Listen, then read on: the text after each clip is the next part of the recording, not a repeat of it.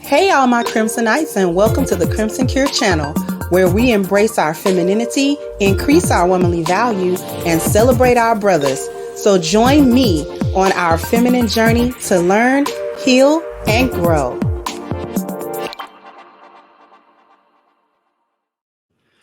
Hey there, my Crimsonites, and welcome to the Crimson Cure channel. I'm your hostess, femininity coach, and author of The Crimson Cure, and this is my perspective.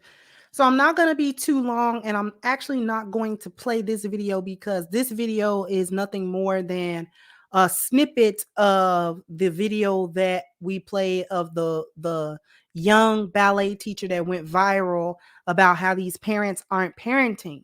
What I wanted to talk about, the reason why I'm revisiting this isn't to play this video, but to point out two things. The fact that Sexy Red inserted herself into a conversation that in reality didn't have nothing to do with her. The only reason why there was a reference to her song is because the children that this particular lady was talking about were requesting to listen to those particular songs. Okay. And they just happened to be two songs by Sexy Red. Nobody told this idiot to jump into nothing, to say nothing about nothing. She could have kept her stupid mouth shut. She didn't have to post nothing or nothing. Nobody needs y'all to be talking about I'm gonna make some kids bop songs for y'all. But nobody needs you. The fact that she thinks somebody want her to make some more music is crazy. Okay? That's wild to me. The fact that she thinks anybody wants to truly hear what she can go into the booth and produce. That's number one. Number two, which is the most damaging part and the part that I really want to talk about, is how women will make every excuse for foolishness. And even male hyenas will also make these excuses for the foolishness that takes place, because one thing that I can't stand is for people to specifically miss the point. Okay? To purposely miss the point. Like this person said, this is going over everybody's head. This was not a shot at Sexy Red. All the teacher's saying is that 5-year-olds don't have any business listening to that song. Not that the song or artist is the issue. This is about parents who got their kids singing it word for word, who should be making better choices. Now, I'm not going to go into all of the replies and stuff for each of these replies, because this was actually a very heated conversation between the people who were posting comments in the comment section. But this is stupid too. Y'all got to stop expecting these celebrities to be role models for your kids. Nobody said that. Like literally nobody said that. This lady says, y'all really on here acting like this teacher isn't 1,000% right. Okay. And so, as you can see, this is missing the point. Y'all mad at Sexy when y'all should be mad at the parents. And then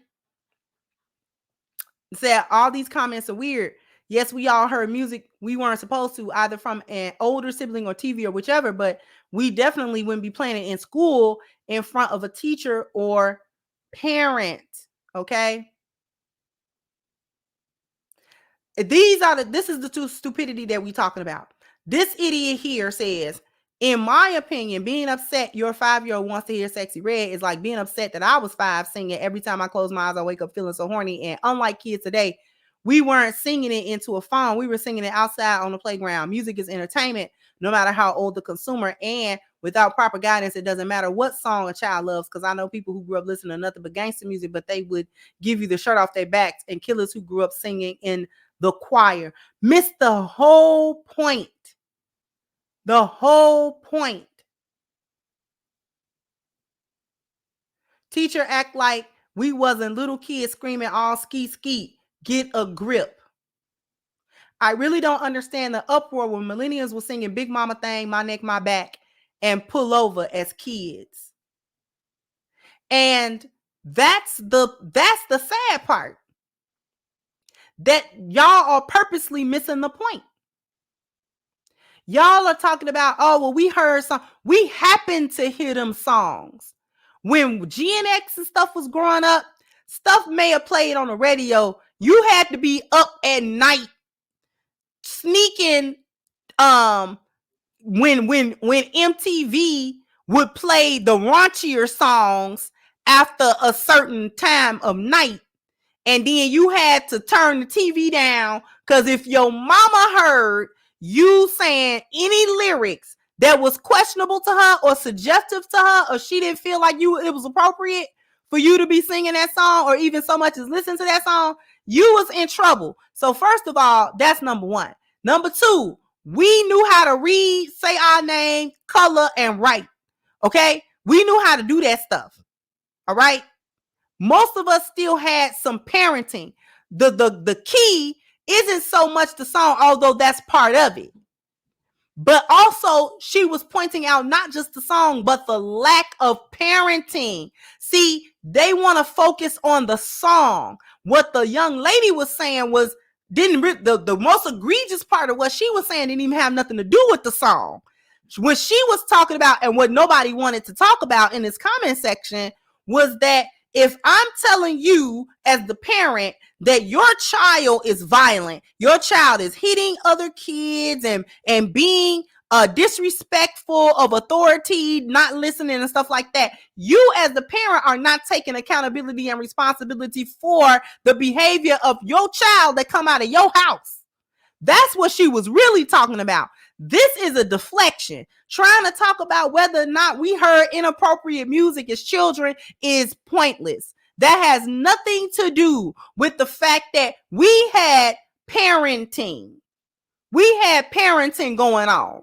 Regardless of what you think of your mama, you know what I'm saying? Not everybody had the same thing going on, but there was some type of expectation that you remain in a child's place. Only the baddest of kids would get into trouble and cuss the teacher out and all that kind of stuff. And you couldn't read. Them was usually kids where you couldn't get in touch with nobody from their house. No way. But if your mama could be called up to the school, ain't no way you sitting around cussing no teachers out and throwing stuff and hitting no teachers and all that kind of stuff, and you just can't be corralled. You gonna be corralled. Oh, you gonna be corralled. Ain't no such thing as that. Ain't no such thing as that. You're gonna have what we call home training. That's what you're gonna have. You're gonna have home training. And if you can't figure out no home training, we're gonna teach it to you. Mamas didn't play that. Okay? Mamas didn't play that. This generation now, can't nobody tell nothing to their kids, not even them. It's everybody else's fault that their children act bad instead of their own. They take zero accountability and they teach their children not to take no accountability either. And everybody else has to take responsibility and accountability and tiptoe around these unruly children with even more unruly parents. That's what she's talking about. And y'all like to make excuses and move the goalposts and distract from the actual point by hook or by crook so that y'all don't have to actually collectively acknowledge how bad this parenting has gotten in this day and age. Because most of y'all, I bet y'all that's taken up for this stuff are the single mothers that she's talking about.